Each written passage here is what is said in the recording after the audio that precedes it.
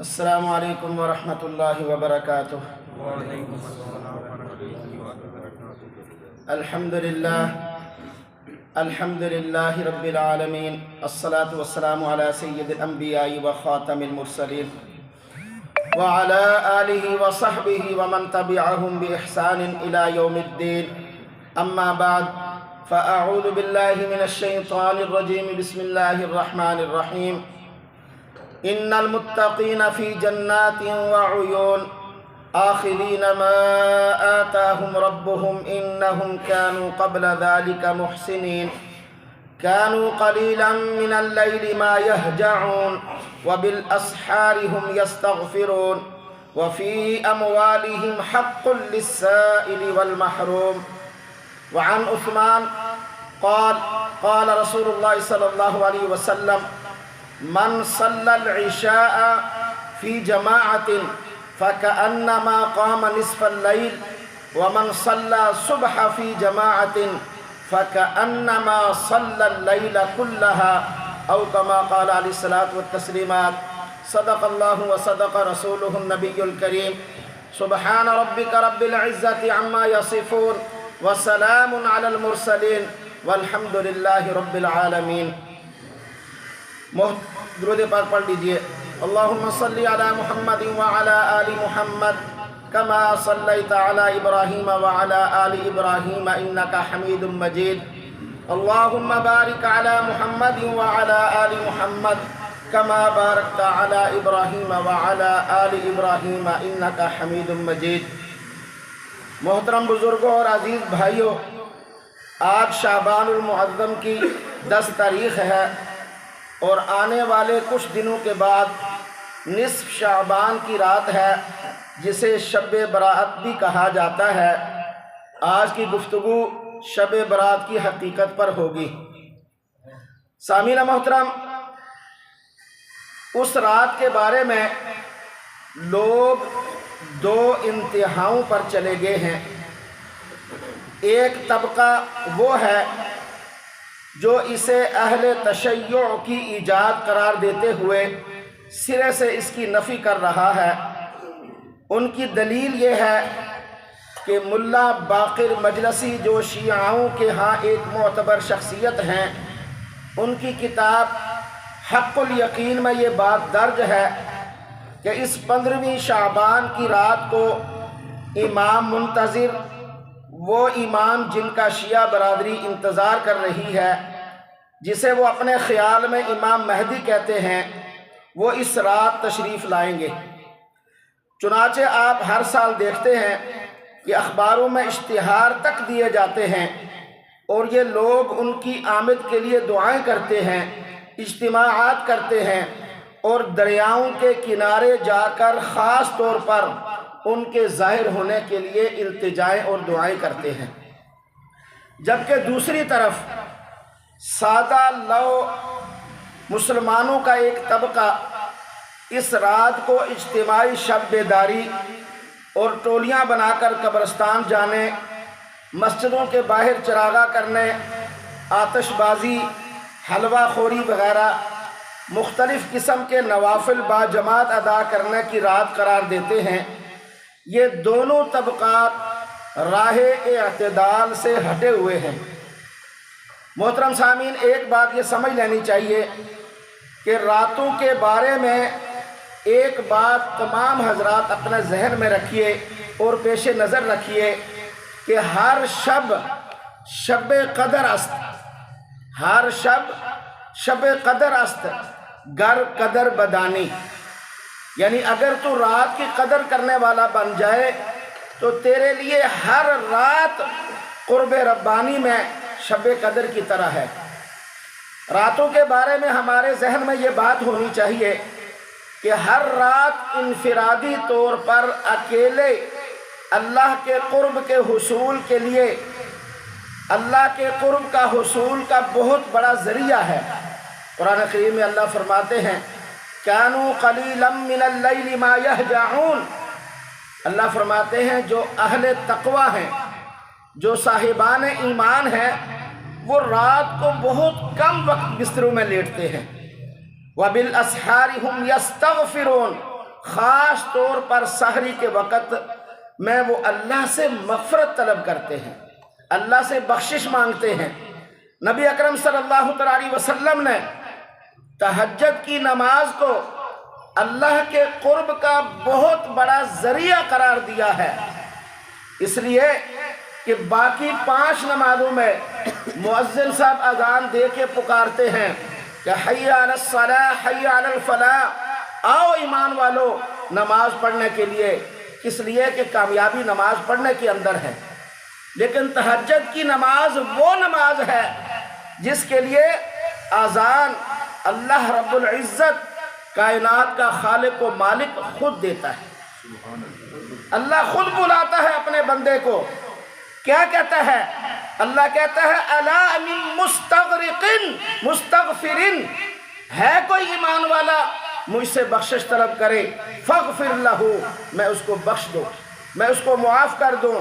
الا من مبتل فعافیہ، ہے کوئی امن طلب کرنے والا، ہے کوئی راحت سکون آرام سکون طلب کرنے والا، میں اسے عافیت بخشوں۔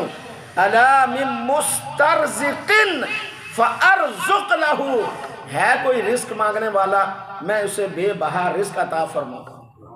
یہ سحری کے وقت اللہ ندا لگاتے ہیں اپنے محبوب بندوں کے لیے، یعنی اپنے بندوں کے لیے۔ آؤ میرے محترم بھائیوں بزرگوں، فقہائے اسلام نے یہ بات واضح کر دی ہے کہ وَيُكْرَهُ الْاجْتِمَاعُ عَلَىٰ إِحْيَاءِ لَيْلَةٍ مِّنْ هَٰذِهِ اللَّيَالِ فِي الْمَسَاجِدِ، فقہاء کہتے ہیں کہ ان راتوں میں مسجدوں میں کوئی اجتماع کرنا یا لوگوں کا جمع کرنا یہ مکروہ ہے، لِأَنَّهُ لَمْ يَفْعَلْهُ النَّبِيُّ صلی اللہ علیہ وسلم ولا اصحابہ رضوان اللہ تعالی علیہم اجمعین، اس لیے کہ یہ کام نہ ہی نبی کریم صلی اللہ علیہ وسلم نے کیا اور نہ ہی صحابہ نے کیا۔ وَذَلِكَ كُلُّهُ بِدْعَةٌ، اور یہ سب کا سب گمراہی کا باعث ہے، یہ اسلام کا طریقہ نہیں ہے۔ چنانچہ کیونکہ اس عمل کو تائید و تصدیق نبوی نہیں ہے، لوگ کہتے ہیں جناب گھر کے اندر اگر ہم عبادت کریں تو نیند آ جاتی ہے، ہاں جی سونے کا اندیشہ ہوتا ہے، مسجد کے اندر ہم اجتماعی صورت کے اندر ہوں گے ہمیں نیند نہیں آئے گی، ہاں جی لوگوں کا اجتماع ہوگا ہم جاگتے رہیں گے۔ اور بھائی آپ کو کس نے کہا ہے کہ ساری رات جاگیں؟ ایسی کوئی بات دین کے اندر نہیں ہے، کوئی بات کہ آپ ساری رات جاگیں، ساری رات آپ جا کر گپے لگائیں، ساری رات آپ جا کر بازاروں میں پھریں کھائیں پئیں، مسجد میں بھی ایک کنارے پہ بیٹھ کر گپ شپ لگائیں، یہ کہیں نہیں ہے دین کے اندر۔ اس لیے فرمایا وَيُكْرَهُ الْاجْتِمَاعُ فِيهَا فِي الْمَسَاجِدِ لِلصَّلَاةِ وَالْقِصَصِ وَالدُّعَاءِ، فقہاء کہتے ہیں دیکھو ان راتوں میں مساجد میں نفری نماز باجماعت ادا کرنے کے لیے، خطابات اور تقریریں سننے کے لیے، اجتماعی دعاؤں کی خاطر جمع ہونا، یہ سب ناپسندیدہ ہے، سب ناپسندیدہ ہے۔ سامعین محترم، یہ شب برات کی رات یہ جلوت کی رات ہے، خلوت کی رات ہے، خلوت کے اندر اپنے رب سے سرگوشیاں کرنے کی رات ہے، چپکے سے بند کمرے کے اندر اللہ اور اس کا بندہ ہو، تیسرا کوئی نہ ہو، یہ ایسی رات ہے۔ بلکہ توجہ کیجئے گا، حضرت خواجہ نظام الدین اولیاء رحمت اللہ تعالی، بہت بڑے بزرگ ولی، وہ ان سے کسی نے سوال کیا، ان سے کسی شخص نے پوچھا کہ پیر صاحب یہ شب برات کیا ہے، اس میں کیا کرنا چاہیے؟ تو انہوں نے جواب دیا کہ اپنے گھر میں، توجہ کیجئے گا، حضرت نظام الدین اولیاء رحمت اللہ علیہ اپنے گھر کے اندر وہ فرماتے ہیں اپنے گھر میں ایک پارہ قرآن کریم کا پڑھ لینا مسجد کے اندر پورا قرآن کریم پڑھ لینے سے افضل اور بہتر ہے۔ الفوائد الفواد کے اندر یہ رات خلوت میں عبادت کرنے کی ہے، ہم نے اسے جلوت میں عبادت کرنے والا اس کو بنا دیا۔ یہ رات جلوے کی رات ہے، ہم نے اسے حلوے کی رات بنا دیا۔ حضرت زید ابن ثابت، توجہ، حضرت زید ابن ثابت روایت کرتے ہیں کہ نبی اکرم صلی اللہ تعالیٰ علیہ وسلم نے فرمایا صلاۃ المرء فی بیتہ افضل من صلاۃ فی مسجد ھذا الا المکتوبہ۔ رسول پاک صلی اللہ علیہ وسلم نے فرمایا کہ فرض نماز کے علاوہ سنن اور نوافل کا گھر کے اندر پڑھنا میری مسجد نبوی سے زیادہ افضل اور بہتر ہے۔ یہ کس نے کہا؟ میں نے کہا، ہمارے کسی مولوی نے نہیں کہا، یہ حدیث پاک ہے۔ حضرت زید ابن ارقم کہتے ہیں کہ گھر کے اندر نماز پڑھنا میری مسجد نبوی میں نماز پڑھنے سے زیادہ افضل اور بہتر ہے، سوائے فرائض کے۔ مسجد فرائض کی ادائیگی کے لیے ہے، سنن اور نوافل کی ادائیگی کے لیے گھر ہے۔ جس طرح مسجد کے اندر فرض نماز کا 27 گنا ثواب ہے، اسی طرح گھر کے اندر نفل نماز پڑھنے کا ثواب مسجد کی نسبت 27 گنا زیادہ ہے۔ کاش ہمیں سمجھ آ جائے۔ ہمارے بچے، ہماری عورتیں، گھر والے نماز کی پابندی اس لیے نہیں کرتے کہ مرد حضرات تو تہجد تک مسجد میں پڑھنے کے لیے آتے ہیں، فرض نماز ریگولر آتے ہیں، لیکن گھر والے نہیں۔ ان بیچاروں کی پتہ ہی نہیں ہے، ان بیچاروں کی تربیت ہی نہیں ہوتی۔ آپ گھر میں سنن اور نوافل پڑھیں، آپ یقین کریں چھوٹے چھوٹے بچے، چھوٹے سال سوا سال کے بچے، سال سوا سال، یہ چھوٹا سا بیٹا میرا یہ سوا سال اب 1.5 کا ہو گیا، وہ کہیں گھر کے اندر نماز پڑھتا ہوا اس نے دیکھ لیا، ہم وہ بھانجی کے گھر گئے، اس نے وہ صف بچھائی روٹی کھانے کے لیے، وہ کھانے کے لیے جو بچھائی پھوڑی تو فوراً وہ کھڑا ہو کر یقین کریں ایسے کر کے وہ سجدے میں گر گیا۔ یہ ہے ان کو عادت ڈالنے کے لیے، پیارے آقا صلی اللہ علیہ وسلم نے ان کی تربیت کے لیے، اور پھر گھروں کو نور سے روشن کرنے کے لیے۔ آج ہم میں سے ہر دوسرے آدمی کا گھر وہ جنات سے بھرا ہوا ہے، اسیب سے بھرا ہوا ہے، ادھر پریشانی، ادھر بھاگ ادھر بھاگ۔ پھر اللہ کے بندو اس کے اندر نماز پڑھنی شروع کر دو، قرآن کریم کی تلاوت کرنی شروع کر دو، شیاطین خود بھاگ جائیں گے۔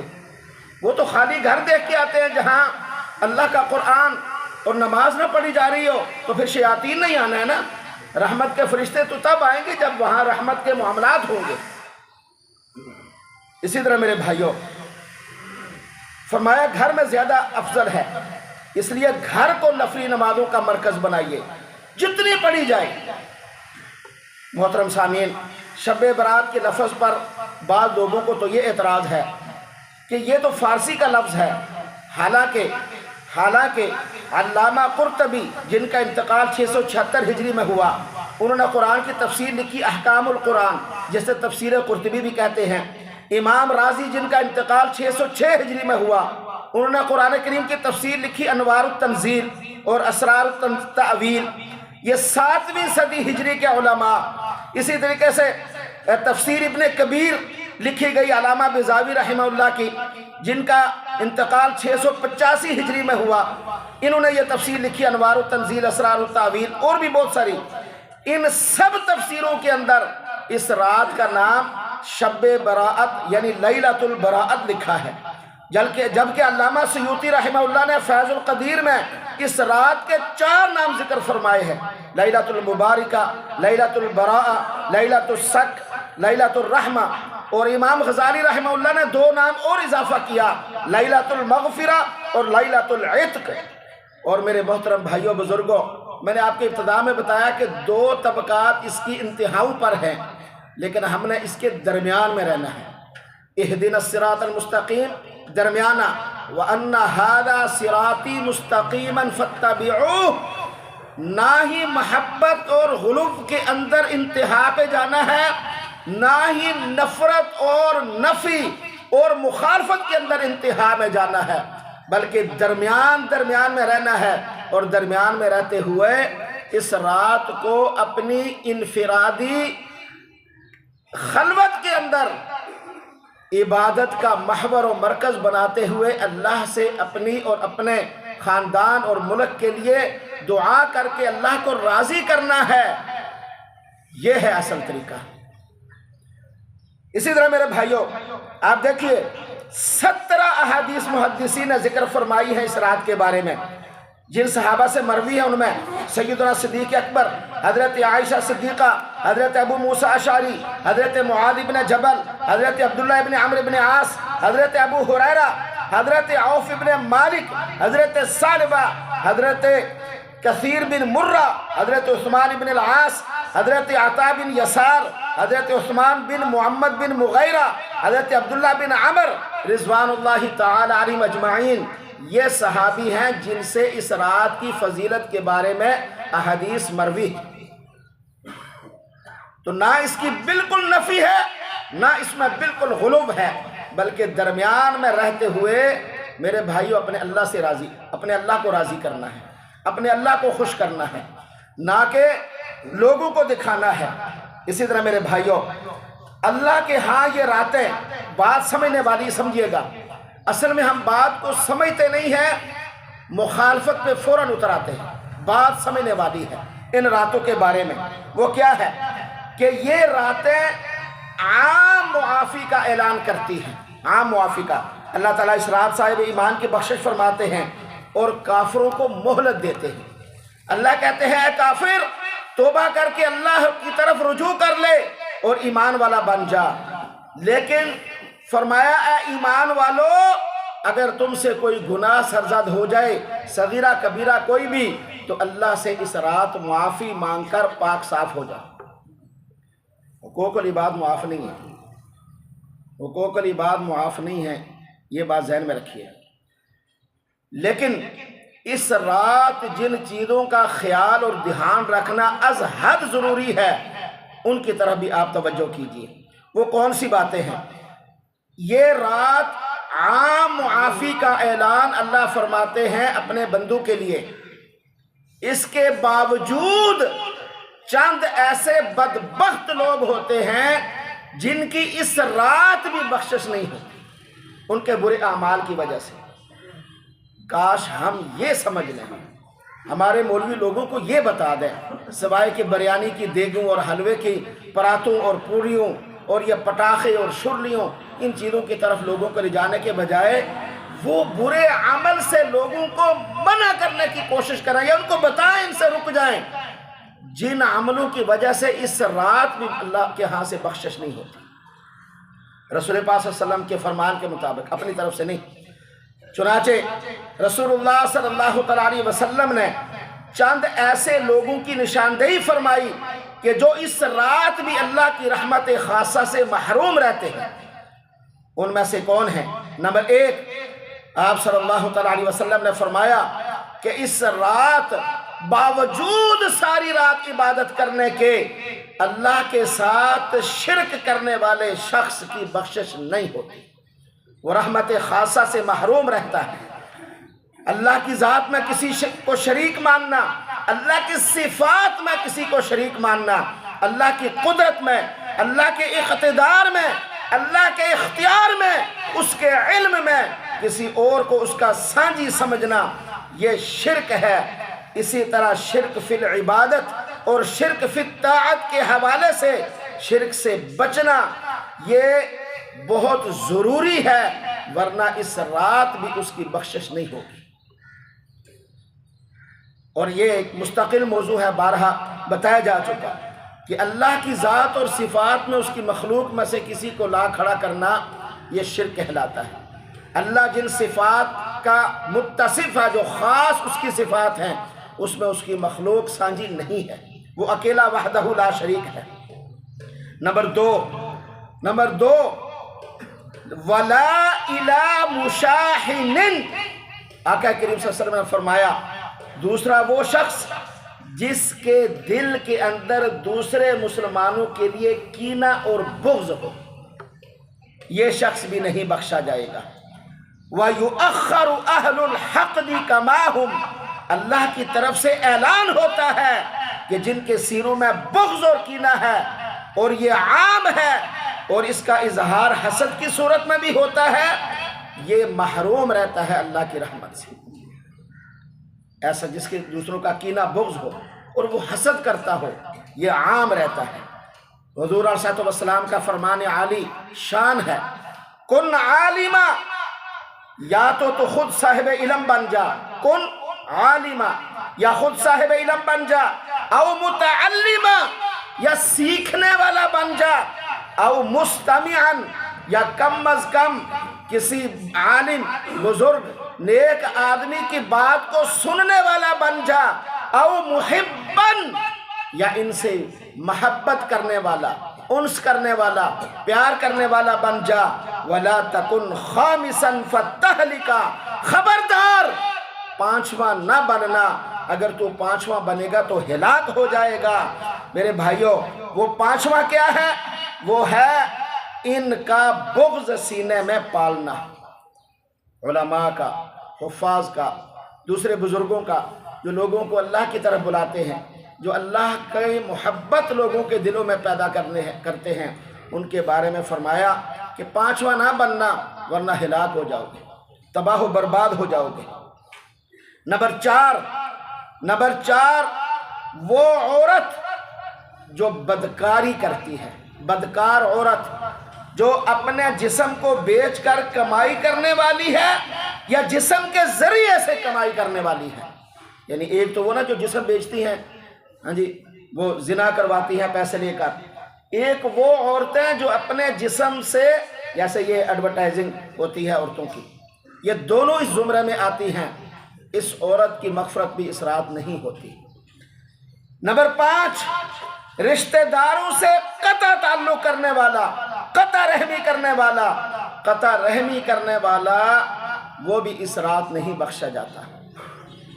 جو کبھی ماموں سے لڑا ہوا ہے، کبھی پھپھی سے لڑا ہوا ہے، کبھی ماسی سے لڑا ہوا ہے، کبھی بھانجیوں سے لڑا ہوا، کبھی کس سے لڑتا ہی رہتا ہے، ایک نہ ایک سے، بہنوں سے لڑا ہوا ہے، جائیداد کے لیے، دوسرے معاملات کے لیے، ایسے شخص کی بخشش نہیں ہوتی۔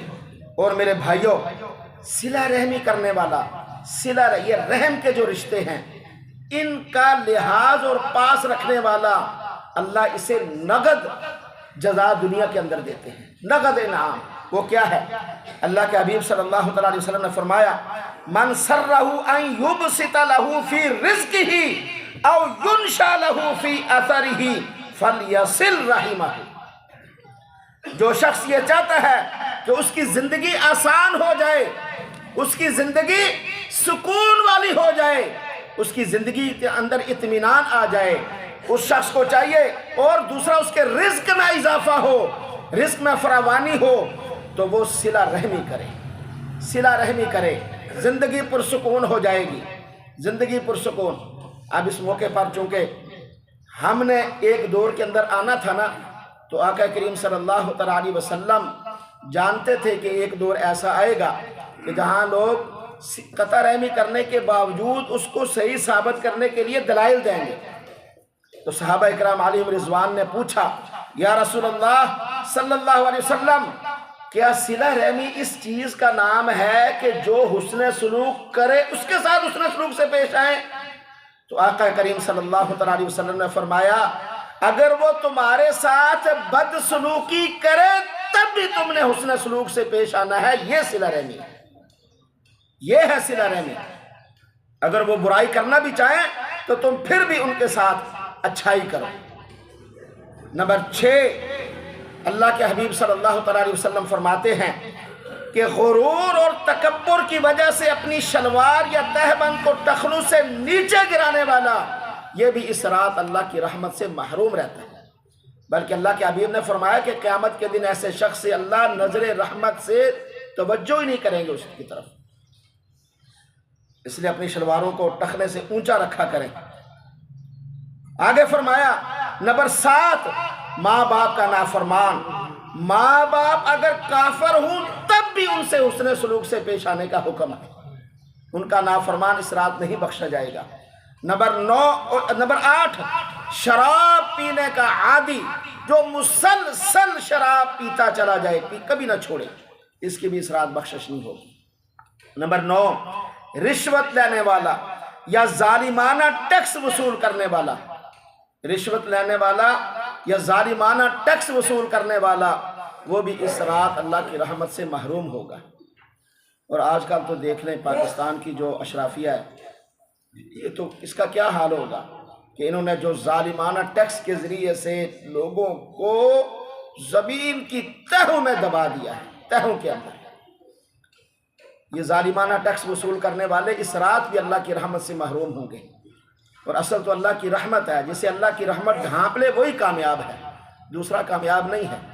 پیسے کا ہونا، مال و اسباب کا ہونا، جائیداد کا ہونا، یہ کامیابی نہیں ہے۔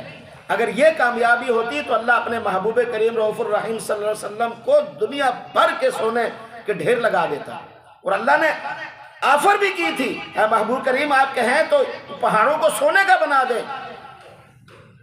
لیکن یہ دنیا اصل نہیں ہے، یہ عارضی ہے۔ نمبر 10، جادوگر یعنی جادو کرنے والا، لوگوں پر جادو آسیب وغیرہ کرنے والا، یہ بھی اس رات اللہ کی رحمت سے محروم ہوگا۔ اسی طرح کاہن یعنی غیب کی خبریں دینے والا، ستاروں کی گردش بتانے والا اور لوگوں کے ستارے ملانے والا۔ نمبر 12، ہاتھ کی لکیریں دیکھ کر قسمت کا حال بتانے والا، حضور صلی اللہ علیہ وسلم۔ ایک تو یہ خود اللہ کی رحمت سے محروم ہوں گے نا، دوسرے وہ لوگ جو ان کے پاس جاتے ہیں اپنی قسمت کا حال معلوم کرنے کے لیے، ستارے وغیرہ چیک کروانے کے لیے، ان کے بارے میں اللہ کے حبیب نے کیا فرمایا؟ من اتی عرافا فصدقہ بما یقول، جو کسی کاہن یا ہاتھ کی لکیریں بتانے والے کے پاس گیا اور اس کی بات کی تصدیق کی اور تائید کی تو فقد کفر بما انزل علی محمد صلی اللہ علیہ وسلم، اس نے محمد صلی اللہ علیہ وسلم پر اترنے والے قرآن کا انکار کیا۔ اور ایک حدیث مبارکہ میں ہے، جو شخص یہ قسمت کے حال معلوم کرنے والوں کے پاس جاتا ہے اور اس کی تصدیق کرتا ہے کہ تو نے صحیح کہا اور اس کو مانتا ہے، اس کی گزشتہ 40 دنوں کی نماز اور آنے والے 40 دنوں کی نماز قبول نہیں ہوتی، رد ہو جاتی۔ اور میں تو حیران ہوں اپنی قوم پر، ان پر بھی، اور یہ خواتین جاتی ہیں کہ خود ان کی اپنی قسمت تو روڈوں کے کنارے پڑی ہوتی ہے۔ کیسی عجیب قوم ہے ہماری، خود ان کی اپنی قسمت روڈوں کے کنارے پڑی ہوتی ہے، خود ان کی اپنی قسمت لوگوں کے نظر و نذرانے کی محتاج ہوتی ہے۔ بھائی جو لوگ جاتے ہیں ان کے پاس قسمت کا حال اور اپنا سارا یہی پیسے دیتے ہیں نا، کمال نہیں ہے کہ پیسے ان کو اپنے ہاتھ سے دے کے آتے ہیں اور اپنی قسمت ان سے بنواتے ہیں۔ وہ اس قابل ہوتے تو اللہ کے بندوں وہ خود اپنا بندوبست نہ کہ وہ تمہیں دیتے، وہ تمہاری ضرورت کو پورا کرتے، خیال کرتے۔ جو خود بیچارے ننگ دھڑنگ کسی کام کے نہیں، ان کے پاس ہماری مخلوق اپنے اللہ اور اس کے حبیب صلی اللہ علیہ وسلم کے فرامین کو چھوڑ کر جاتے۔ تو اس لیے میرے بھائیو، اللہ کے حبیب صلی اللہ علیہ وسلم نے فرمایا کہ ان لوگوں کی اس رحمتوں برکتوں بھری رات میں بھی بخشش نہیں ہوتی۔ اور نمبر 13، ساز بجانے والا، ساز بجانے والا، سارنگی یا ساز، جتنے بھی ساز ہیں یہ سارے بجانے والا۔ اور میرے بھائیوں بزرگوں، آج کل تو نعتیہ کلام پڑھنے کے لیے بھی ایسے ایسے جدید ساز گھڑ لیے ہیں ان ماڈرن نعت خانوں نے کہ جن کا مقصد صرف اور صرف پیسہ ہی پیسہ ہے، اس کے علاوہ اور کچھ نہیں ہوتا۔ اس سے بھی اپنے آپ کو بچائیں۔ سادہ نعت پڑھنے والے بہترین خوبصورت نعت خانوں کو بلائیں، ان سے نعت سنیں۔ یہ کیا دین کو ہم نے عجیب تماشا بنا دیا ہے۔ جس کام سے رسول اللہ صلی اللہ علیہ وسلم نے منع فرمایا، اس کام کو یعنی ایک اکڑ کے ساتھ، یعنی پہلوانی کے ساتھ اس کام کو کرتے ہوئے اس کو دین کا حصہ ہم بنا دیتے ہیں۔ اور میرے بھائیوں، رسول اللہ صلی اللہ علیہ وسلم کے دور کے اندر جو حسان ابن ثابت اور دیگر جو صحابہ نعت خوانی کرتے تھے، آقا صلی اللہ علیہ وسلم کی صفات بیان کرتے تھے، آپ حدیث اٹھا کر دیکھیں، بتائیں کہاں وہ یہ طبلوں کے ساتھ اور سادوں ان چیزوں کے ساتھ بیان کرتے تھے۔ صرف ایک واقعہ ہے، رسول اللہ صلی اللہ علیہ وسلم مکہ سے مدینہ ہجرت کر کے گئے تو وہاں کی بچیوں نے صرف یہ کام کیا، بچیوں نے، چھوٹی بچیوں نے، اس کے علاوہ نہیں ہے کہیں۔ یہاں تو بڑی بڑی عورت نعت خانے وہ یہ سارے کام کرتی ہیں۔ دین کی جو بات جتنی ثابت ہے اس کو اتنا ہی رہنے دینا، یہ دین کا حصہ ہے۔ اپنے پاس سے اس کے اندر اضافہ لگانا صرف پیسوں، اب تو ایک دن میں ایک اشتہار پڑھ رہا تھا، اس کے اوپر لکھا ہوا تھا، یہ جو ٹاؤن کی طرف کہیں بھئی خواتین کا محفل نعت کا پروگرام ہو رہا ہے، نیچے لکھا ہوا تھا مردوں کے لیے پردے کا انتظام ہے۔ یہاں تک بات، عورتوں کے لیے پردے کا انتظام تو ہوتا ہے، لکھا جاتا ہے، مردوں کے لیے پردے کا انتظام ہے۔ یہ ہم نے دین کو تماشا بنا دیا، تو ان لوگوں کی بھی اس رات بخشش نہیں ہوگی۔ میرے بھائیوں بزرگوں، ہاں اگر یہ سارے توبہ کر لیتے ہیں، تائب ہو جاتے ہیں سچے دل سے، تو میرا اللہ بڑا رحیم و کریم ہے، وہ رؤوف الرحیم ہے، وہ رؤوف بالعباد ہے، وہ اللہ چاہے تو یک لخت معاف فرما دے، لیکن حقوق العباد معاف نہیں ہے۔ یہ بار بار بات کو سمجھیے۔ حضرت عبدالحق محدث دہلوی رحمۃ اللہ علیہ نے لکھا ہے، یہ بات بڑی توجہ سے سنیے گا، یہ جو ہمارے بچے ہم ان کو پیسے دے کے شرلیاں پٹاخے بجو، میں حیران ہوں، یہ رحمتوں والی رات ہے، برکتوں والی رات ہے، شرلیاں پٹاخے والی رات بنا دی۔ جب میں نیا نیا آیا نا یہاں، تو یہ میں بتاتا تھا تو میں محسوس کرتا تھا، واللہ عالم اللہ بہتر جانتا ہے، غلط بھی ہو سکتا ہوں، وہ بچے رات کو یہ مسجد کے باہر یا گھر کے باہر آ کے پٹاخے بچاتے تھے۔ ایسے لوگ وہ بھیجتے ہوں گے ذرا مولوی دے کون جا کے پٹاخہ بجا کے ذرا پتہ چلے، جیسے کوئی میرا تو نہیں ہے فرمان، یا میری بات تو نہیں ہے، بات تو اللہ اور اس کے حبیب کی ہے، میں صرف بتانے والا ہوں۔ ہاں اسے ہٹ کر بتاؤں آپ پکڑ سکتے ہیں۔ عبدالحق محدث دہلوی رحمہ اللہ فرماتے ہیں کہ برامکا کے ہاں سے آتش بازی کی رسم ہمارے ہاں آئی ہے۔ جو غیر مسلم آتش پرست تھے، جب یہ مسلمان ہوئے تو اپنی رسم ساتھ لے کر آئے، یہ پٹاخے شرلیاں یہ آگ یہ ساری یہ وہاں سے ہمارے ہاں منتقل ہوئی ہے۔ ہمارے دین کے اندر آگ کا کوئی تصور نہیں ہے عبادت کے ساتھ، یہ تو ہے برکتوں رحمتوں والی رات، عبادت والی رات۔ اس رات نوافل کی کوئی خاص وقت یا خاص طریقہ حضور علیہ السلام اور صحابہ کرام علیہم رضوان سے ثابت نہیں ہے، کوئی خاص نہیں۔ لکھا ہوتا ہے 100 رکعت نفل پڑھیں یا 10 رکعت پڑھیں، اتنی دفعہ قل واللہ، اتنی دفعہ سورہ فاتحہ، پتہ نہیں کدھر سے بنا لاتے۔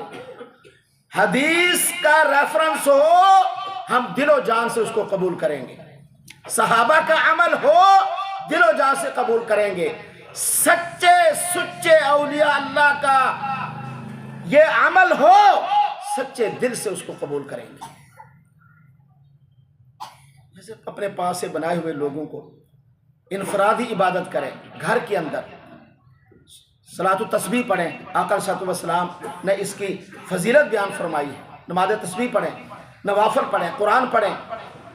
اسی طریقے سے اس رات ساری زندگی آقا دو جہاں سرکار دو عالم صلی اللہ علیہ وسلم سے صرف ایک مرتبہ جنت البقیع میں جانا ثابت ہے، صرف ایک رات، اور آپ سنتے رہتے ہیں، وہ لمبی تفصیل ہے، ایک رات۔ اب جو شخص زندگی میں ایک رات، ایک دن یا ایک رات یہ نصف شعبان کو یا اگلے دن 15 شعبان کو اپنے کسی بزرگ کے قبر پہ چلا جاتا ہے دعائے خیر کرنے کے لیے، سنت پوری ہو جاتی ہے۔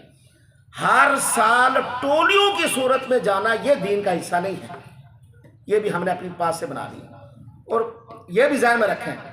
اور بھائی میں حیران اس بات پہ بھی ہوتا ہوں اپنی عقل پہ یا اپنے بھائیوں کی، بھائی لوگ کاروباری اپنے کاروبار کو چمکاتے ہیں، اس رات کو قبرستان کے باہر مٹی کے ڈھیر لگا دیتے ہیں، انہوں نے تو اپنی مٹی بیچنی ہے۔